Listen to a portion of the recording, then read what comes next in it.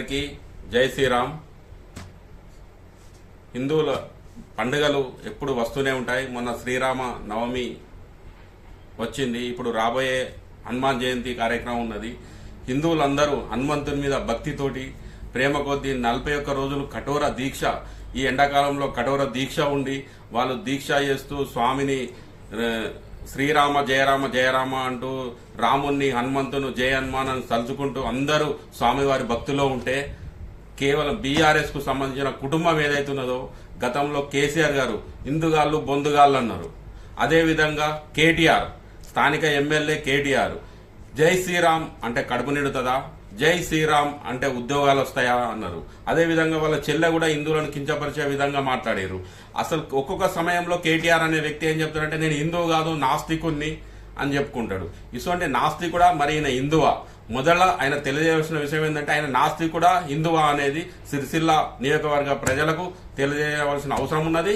అలాగే ఆయనకు హిందూ పండుగలపైన హిందూ దేవుళ్లపైన ఏమాత్రం భక్తి ఉన్నా ఆయన ఈ ఏదైతే రేపు పూజ హనుమాన్ పూజ భిక్ష స్వాములకు భిక్ష పెడుతుండో అది కేవలం రాబోయే స్థానిక సంస్థల ఎన్నికలను దృష్టిలో పెట్టుకొని మాత్రమే చేస్తుండు. అది కేవలం ఒక పార్టీ ఆఫీసులో, తెలంగాణ భవన్ అనే పార్టీ ఆఫీసులో పెడుతుండు. ఆయన హిందువుల మీద ఏమాత్రం భక్తి ఉన్నా ఆయన దాన్ని కంపల్సరీ ఏదో దేవాలయంలో చేస్తాడు. ఆయనకి ఇప్పటికి కూడా దేవుని మీద ఎలాంటి భక్తి లేదు. కేవలం ఏదో ఓటు బ్యాంకు రాజకీయాలు, ఆయన రాబోయే స్థానిక సంస్థల ఎన్నికల్లో లబ్ధి పొందే కోసమే ఈ హనుమాన్ దీక్షాపరులకు భిక్ష కార్యక్రమం పెట్టిండు. ఇదొక కపట నాటకము. కేటీఆర్ కేసీఆర్ చేస్తున్న హిందువులపై చేస్తున్న మరో కుట్ర. కాబట్టి హిందూ సోదరులందరూ జాగ్రత్తగా వీళ్లను దూరం పెట్టవలసిన అవసరం ఉన్నది.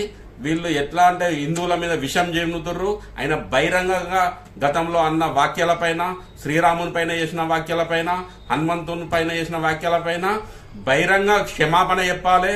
హిందూ జాతి మొత్తానికి, యావత్ జాతికి బహిరంగ క్షమాపణ చెప్పిన తర్వాతనే రేపు ఆయన హిందువుల కార్యక్రమం చేపట్టాలి, భిక్ష పెట్టాలని మేము ఈ సందర్భంగా తెలియజేస్తున్నాం.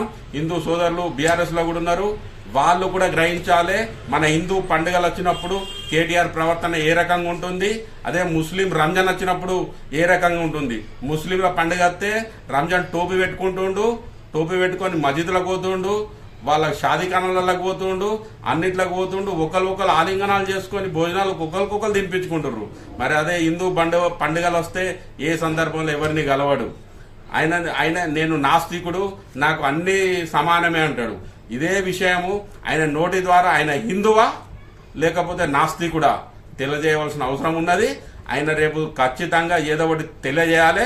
తెలియజేయని పక్షంలో ఆయనను ప్రజలు తగిన బుద్ధి చెప్తారు. హిందువులందరూ ఏకమయ్యే కాలంలో మళ్ళా హిందువును విభజించాలన్న ఏకైక లక్ష్యంతో ఆయన ఈ విధంగా భిక్ష కార్యక్రమం పెట్టిండని హిందూ సోదరులందరికీ తెలియజేస్తున్నాను.